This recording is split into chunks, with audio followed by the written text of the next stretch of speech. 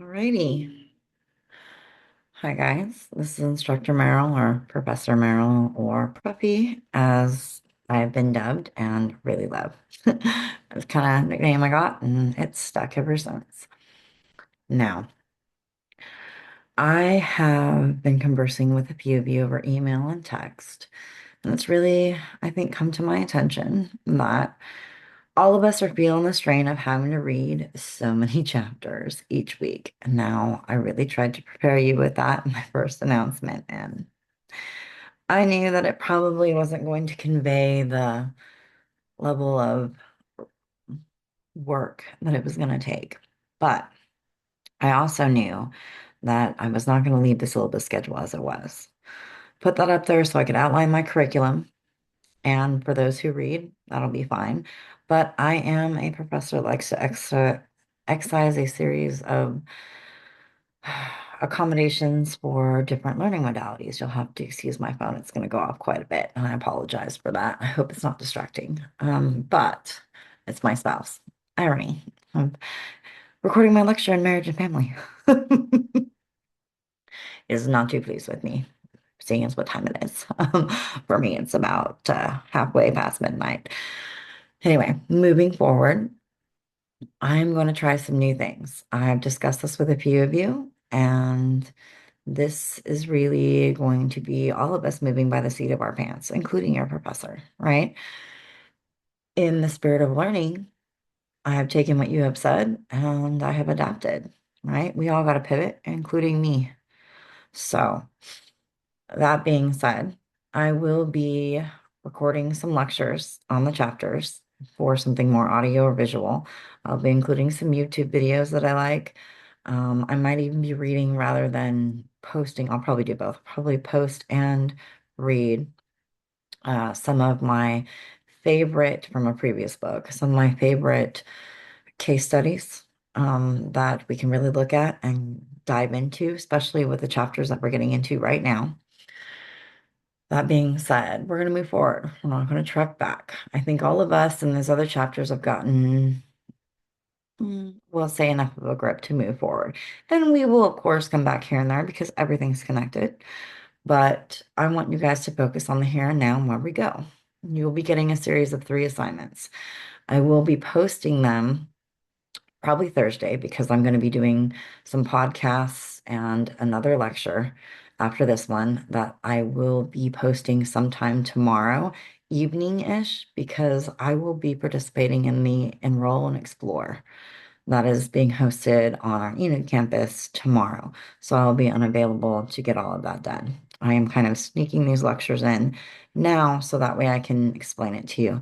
And I will also post an announcement with a link to this lecture so that we all can get acquainted with the new way forward, at least in terms of the structure of this class. In the meantime, again, I bring us back to these next 3 assignments. They are going to be interesting, but they're also going to really bring into perspective what marriage and family looks like when you're dissecting the nitty-gritty, right? I picked things that I thought would really take a student to the parts that don't get talked about, the parts you don't really see on TV, on social media, on Instagram posts, right? And trials and tribulations, creating a budget, facilitating running a family, facilitating providing for a family, right? And that is in more than just financial aspects, doctor's visits, transportation, school, help with homework, things that we take for granted in most scenarios, right? Myself included. Mine did when we won't talk about what age I was. So we're going to move past that. Pretend that didn't happen. Anyway, but as we move into week 3, I think I'm going to open this lecture by pointing out something that I pointed out in my other 2 classes.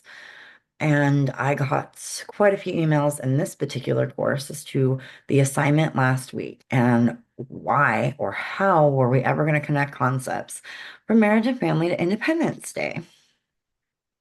And this is the part where I want to tell you that this assignment was never really about the 4th of July itself. Not in any of my courses, but most specifically for this one, right? It was designed to push you to look beneath the veil, to pull that veil back, um, on an experience that many of us have shared and recognized.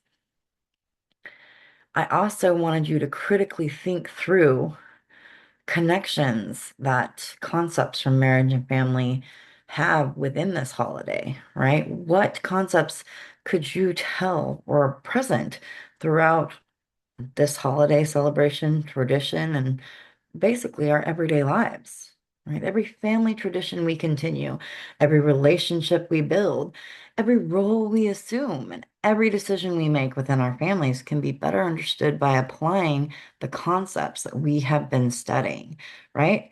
So, this is a form of a sociological lens, but this is deeper than that, right? This is a very specific sociological lens, right? This is a lens that is geared toward marriage and family and all that it encompasses, which I'm sure some of you will be surprised to learn is much more than what we think of it as, right? The purpose of asking you to connect these two concepts of your choosing, right?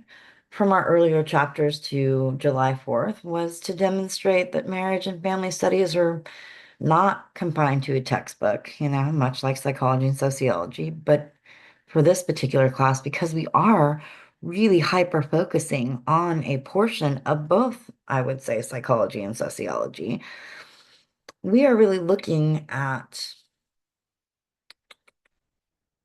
concepts that are reflected in the traditions we celebrate, the relationships we value, the ways we communicate with those closest to us, and the family systems that shape who we become, and the family systems that shape who our children, for those of us that have them, become. Right? And this is such an interesting class to me because this really highlights who of us have children and who of us don't. And there's no shade on either side of that line. But what it does is it gives us an opportunity to share a multitude of perspectives. And that is where real connections can be made because this is a class where if you don't have a family, in some ways you are going to be limited by that bias. And, you know, conversely, if you do have a family, there are going to be some things that you cannot be objective about. You're going to only be subjective about. And that is a limitation in and of itself because that is also a bias. So this class really forces, as an instructor, me to walk the line, but also my students when we're critically applying our concepts and key terms and notions, ideas, all the things that we look at, we're applying them, right? Because that is the point of what we're learning. For me, this is not just for the grade at the end. I want you to walk away from this class with something lasting that you can take, excuse me, and apply in everyday life. Whether that be if you're a supervisor, taking a different approach than maybe what you had prior to people with kids, right? I will just share this. When I was a young supervisor, right? I was hardworking and I climbed to the top of almost every job I've ever had very quickly. That being said, I was not always fit to be a manager, not because I couldn't run the job that I was doing, not because I couldn't delegate or assign tasks. I was very good at that. Not because I couldn't be empathetic. I was also good at that. But because I had a clear bias in relation to people who had kids and people who didn't. Very similar to some people have a clear bias against people who smoke and people who don't. I always felt that people who had kids got off easier when they were late than those of us that didn't. I thought we should all be treated the same. Now, I'm not saying that we shouldn't, but I am saying I look back now after a few degrees in psychology and after having taught marriage and family for a little bit now. And I think to myself that was pretty naive and that was a bias that was really challenging the way that I was approaching things as a manager, right? And I don't say that I ever really treated anybody different, but internally there was a resentment That probably shouldn't have been there. When I became a single mom, I learned real quick that the time it takes to get one person ready is not the time it takes to get kids ready. Forget about yourself. But I say that jokingly. But what I want to point out is that I myself have experienced biases, right? And when I made the smoking analogy, that is one that some people, when I worked and I didn't smoke, I remember that it never really bothered me. But some people felt it was unfair that smokers got to go out and get an extra break to smoke a cigarette when those who didn't smoke were kind of punished because they didn't get that break. In fact, they were picking up slack. And that's a perception, not a fact, right? But for me, I always saw smoking as a debilitating disease. So I really looked at it as something that was part of the process of working through that issue. But a lot of people didn't see it that way.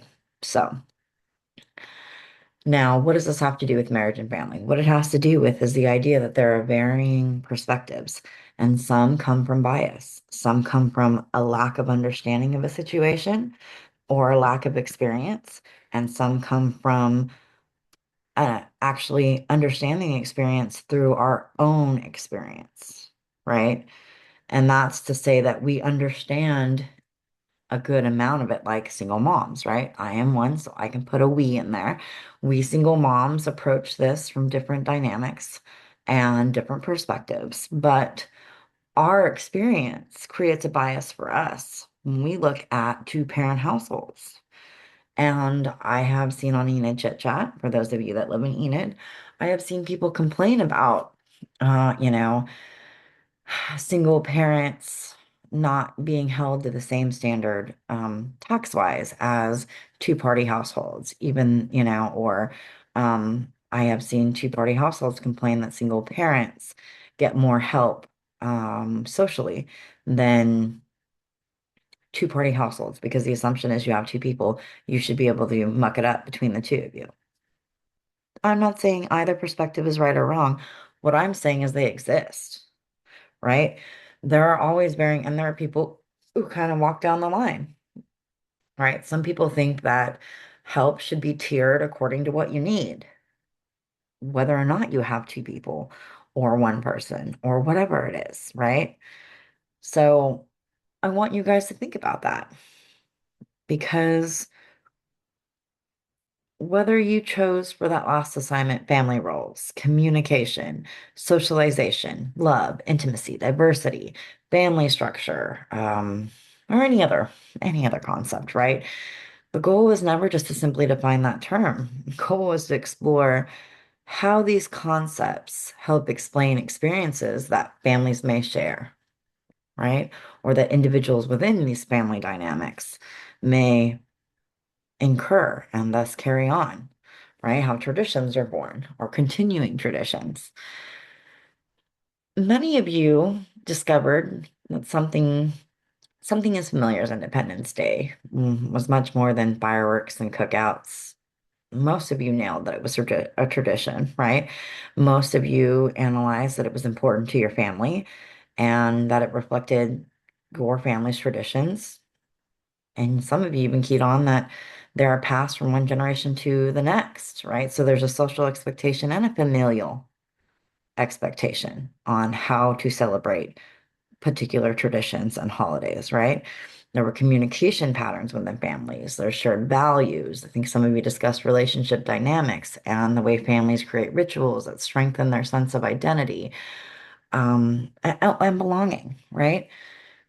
In doing so, you really move beyond simply describing what families do, but you really started to ask, more importantly, why families develop these traditions and how these relationships influence these particular experiences and traditions, values, etc. Right?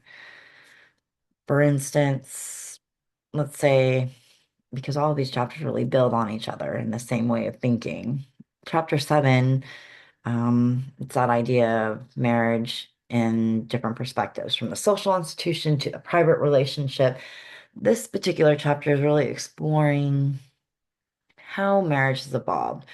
If it started more as a contract, as it became a fixed institution, what it supported, right? What it means, how the meaning of it has changed over time, right? It's examining cultural values, changing gender roles, personal expectations, and social changes, and just changes in social expectations, right? Especially in regards to what marriage means today. You'll see that healthy marriages are not built solely on love and communication, commitment, adaptability, and fairy tales, right? Um, but they are strengthened by communication, commitment, flexibility, adaptability, and really just the ability to navigate life's challenges together with another person. And I think that kind of really leads into, once you have that idea and as a foundation, as the bedrock, into chapter eight's digression into deciding about parenthood, becoming a parent, whether or not you want to become a parent, why that's a significant question. Some of us are born and grow up knowing we want to have kids, right? Some of us not so much. Some of us, we just kind of like, if it happens, it happens. If it doesn't, it doesn't. Again, differing perspectives, different conditioning means, different family values, different traditions, right? This chapter really examines one of the most significant decisions that many individuals and many couples face, right? Parenthood is not simply a biological event, but a complex decision shaped by personal goals, relationship symmetry, financial realities, cultural expectations, and just plain by life circumstances, right? Or lived circumstances might be a better way to phrase that. This chapter emphasizes that families make different choices based on their own values and experiences, and those choices deserve thoughtful consideration rather than simple assumption and parameters to be by which to be defined. Right? Okay. I digress. Let's, oh, actually, I think, what is chapter nine about? I think it's about raising children or raising children in different societies. But this kind of focuses, and once you make that decision, once you've decided to become a parent or an individual has made that decision, right? This broadens focus on how many family ways or how many ways families nurture and socialize children. Um, Sorry, speaking on the fly here. As, as you read through these chapters, specifically chapter nine, you will discover that there is no single blueprint for raising a healthy, successful child or set of children, no matter what Instagram says, no matter what someone's Instagram looks like, no matter what social media conveys, no matter what the different shows we watch convey, right? These are all limited perspectives, but families differ in structure and culture, parenting styles, resources, but the overarching goal of each family really is usually to prepare children for life within an increasingly diverse and changing society. That is because, especially in our society here, we send our children to school, so we are not the only influence on them. These differences remind us that strong families can take many forms while sharing the common goal of supporting children, children's growth, children's well-being, education, and just general well-rounded ascension into adulthood or adolescence, right? Because that in and of itself is usually recognized as a different phase. But I would say taken together that all three of these chapters really they stand to reinforce one of the core central ideas of this course. I would say core idea, right? That relationships are dynamic.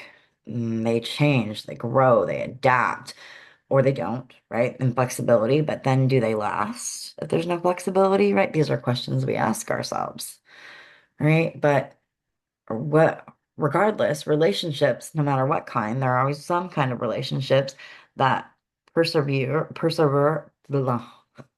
Sorry, guys, it's getting late for me. That persevere through the different stages of life, right? that is, marriage, parenthood, and family life are not isolated experiences, right? There are foundational experiences.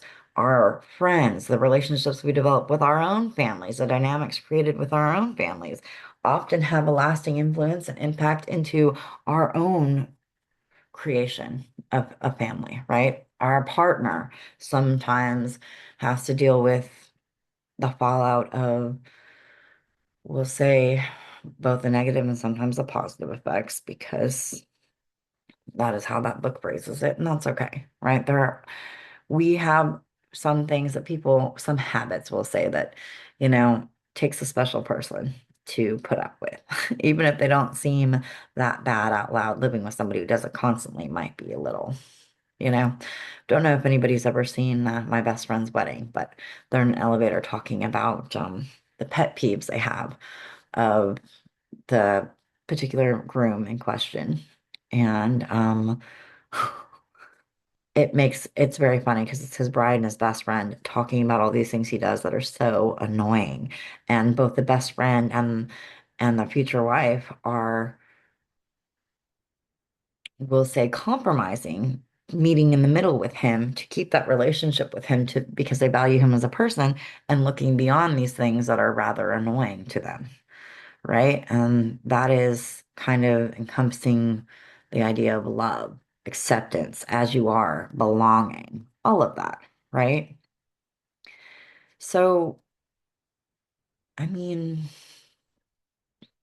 that really illustrates that these relationships and where they go, if they go into marriage, parenthood, if they go into creating a family, if they go into establishing traditions or continuing traditions, they just represent an ongoing process being shaped by communication, culture, personal values, social expectations, and the countless interactions that occur within families and outside interactions within families every day. My hope is that all of your assignments, much like assignment two, right, will reflect and encourage you to move beyond simply memorizing vocabulary or concepts, right? Instead, I really hope you begin to recognize these concepts within your own relationships and family experiences, that you take the time to critically analyze and explore where you can find these concepts in your own life, if you can or if you can't. And then think about, is that a good thing or is that a bad thing? And how do you feel about that, right? Because whether you have a family now or you have a family you hope to build one day, these concepts offer valuable tools for understanding how families function, how relationships develop, continue, prosper, or fail, and why people often experience family life in such different ways. There are a couple questions that, as we go through this course, that I want you for the next 4 weeks to think about. Keep precedent in your mind, right? What relationship dynamics are operating beneath the surface of what you are observing? And what what concepts can you honestly, when you step back and take an honest look, what concepts do you see and what concepts do you not see? Right? Again, I return to that question of, is having it there just as significant as it not being there? Right? And why? And is this just applicable because of you and how you grew up, or is this for everyone? Right? Should everyone always be happy with each other, or is having a little bickering or arguing, is that healthier, right, than two people who never argue? Or does it really depend on the type of people you have and the type of relationship you are striving for? And should there be a particular type of relationship you are striving for? I want you to mull these questions over in your head, right? And look for look for patterns in interaction, patterns in culture, patterns in communication, right? Patterns in your own relationships, whether that's romantic, um, friendly, familial, whatever, right? Professional, acquaintances. Are there patterns across all of those, right? So your assignment for this week is to watch this lecture and to think about these questions and write down some answers to them. You're not going to probably have all the answers to them in one night, right? But I will post a discussion board and we can add to it as we go. But I will be posting another lecture kind of that dives deeper into these chapters, along with some podcasts and some PDFs that, extra edited resources for those of you who do better reading, and those of you who are more auditory, some of you are visual, you'll have these lectures and some YouTube videos. But point is, I want you guys to walk away with something meaningful. But I don't want you to just blindly listen. I want you to have a goal in mind, right? So you can listen to the things and keep a notebook handy. Write down things that strike you as you hear them. You're doing the dishes and listening to this lecture.